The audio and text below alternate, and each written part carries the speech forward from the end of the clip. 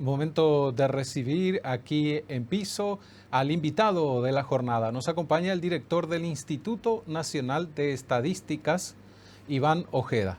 Buenos días, Iván, bienvenido. Gracias por el tiempo como siempre. Buenos días, Omar. Un gusto estar acá y saludar también a la audiencia para hablar de los temas que nos interesan. Sí, una tarea muy meticulosa la que ustedes desarrollan porque son importantes los números para tomar finalmente decisiones que tienen influencia en el aspecto social, en el aspecto económico de nuestro país. Y por supuesto que esas decisiones también son políticas. Entonces, siempre es importante hacer un repaso de los números o los datos que ustedes procesan. Y podríamos comenzar por conocer cuáles son los niveles que ustedes manejan actualmente de informalidad en nuestro mercado. Sí, la encuesta permanente a hogares, Omar, es una de las principales herramientas que tiene el Estado paraguayo para medir condiciones de vida. Justamente desde el 2017 se ha logrado que la encuesta permanente a hogares se realice durante todo el año. Esto nos da una muestra más robusta. Son cerca de 21.000 hogares que son visitados durante todo el año con cortes trimestrales para, por ejemplo, el mercado laboral, digo mejor. Sí.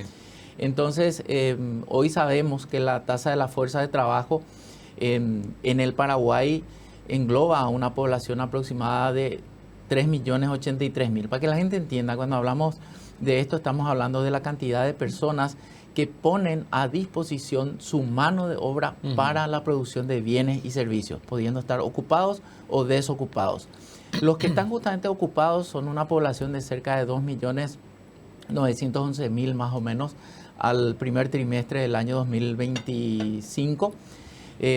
Y de esos también hay una subocupación, que son las personas que, si bien están realizando una actividad económica o por lo menos lo hicieron una hora en la semana anterior a la medición de la encuesta, lo están haciendo de manera ociosa, o sea, tienen más tiempo y buscan emplearse más.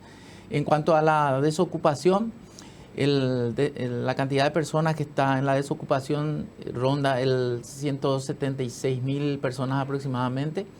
Esto incluye, digamos, una tasa muy cercana al 5%, que si bien mientras se estuvo midiendo desde el 2017 a esta parte con la medición anual, es el índice más bajo que vimos en los últimos 10 años. También podemos hablar de la informalidad, que es un gran tema que afecta a todos los países de América Latina y del Caribe. En la región tenemos un promedio de 55% de informalidad. Los que están muy por debajo en informalidad son Uruguay y Chile, en torno a 25-27%, y por encima de nosotros está Perú. El Paraguay actualmente tiene una informalidad, o sea, la actividad económica del Paraguay tiene una informalidad en torno al 62%. Esto, si comparamos con años anteriores, vemos una mejoría. El año 2017 teníamos prácticamente un 64% de informalidad. En la pandemia fuimos a un 75-80%, inclusive por momentos. Y hoy hay un avance importante en cuanto a la formalización. Justamente en la comparación interanual de los datos del primer trimestre del año 2025 con el primer trimestre del año 2024, vemos que existieron cerca de 44.000 nuevos ocupados, de los cuales prácticamente 35.000 lo han hecho en la formalización, ¿verdad? En términos sencillos, cuando hablamos de una persona o de un actor económico informal, cuando es dependiente y no paga IPS, en términos sencillos, o cuando es independiente y no tiene RUC. Esto seguimos nosotros las recomendaciones también del consenso de expertos de la OIT. Ahora, justamente acceder a un empleo formal implica un salario estable, ¿sí? Tiempos de hora de trabajo también reglamentadas, y por otro lado implica la seguridad social, y justamente ahí también Iván mencionaba este rubro tan importante, porque a veces la cobertura de salud importa y mucho para el núcleo familiar. Totalmente. Cuando hablamos de informalidad, podemos caracterizar la informalidad en el Paraguay Si es por rango etario, Sí. son los que inician su vida laboral, los jóvenes de 15 a 19 años, los más informales, en torno a un 95%, y también los adultos mayores de 65 años. En el Paraguay, digamos que tiene gente mayor de 65 años que sí activa, que sigue trabajando. Y el rango etario menos informal, digamos que va desde los 45 a los 55 años de edad. También podemos caracterizar a la informalidad por los años de estudio de una persona. Cuando menos años de estudio tiene, se desenvuelve económicamente más en la informalidad. Y por supuesto, aquellos que tienen más de entre 12 y 18 años de formación, ya se desenvuelven prácticamente en un 90% en la formalidad. Otra cuestión que podemos analizar estudiando la informalidad es el nivel de ingreso. Sí. Y vemos que cuando más informal es, tiene un salario bajo, ¿verdad? Entonces, cuando más el salario es alto, las personas, los actores económicos, digamos que tienden a ser más formales, ¿verdad? Estas son algunas de las características. También, obviamente, la zona urbana y rural. En la zona rural hay una altísima, digamos, informalidad. Eso se reduce un poco en zonas urbanas. Y así podemos ir caracterizando el caso por sexo, por ejemplo. En el caso de las mujeres están en un 64% de informalidad, los varones están en torno a un 60% de informalidad. Ahora, hay un dato que al menos a mí me llama la atención. Mencionaba jóvenes, Sí. una franja etaria importante de jóvenes en el proceso informal.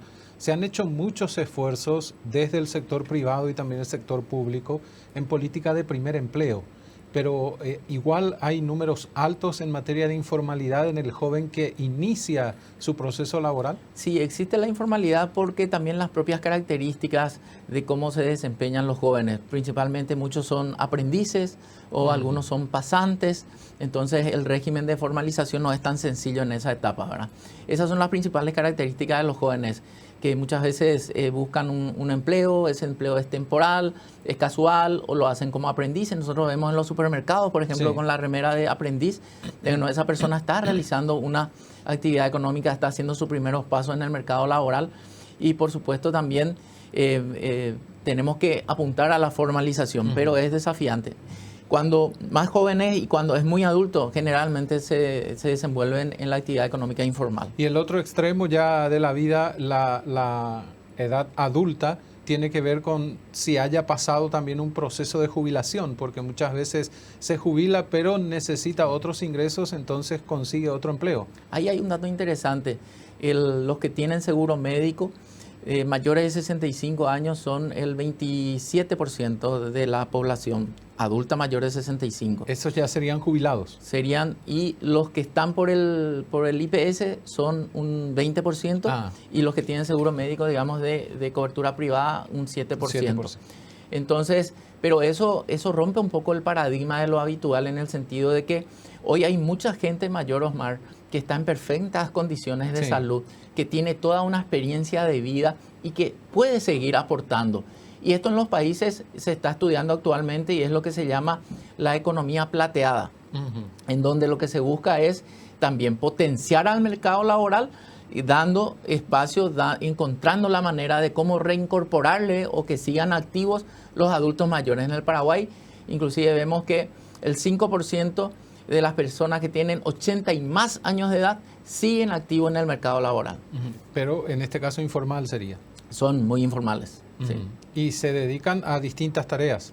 Sí, se dedican a distintas tareas. Generalmente nuestra economía, por sus propias características en cuanto a los ocupados, hay un 66% que está en el sector terciario. Todo lo que sea comercio, servicios, restaurante, agua, luz, etcétera.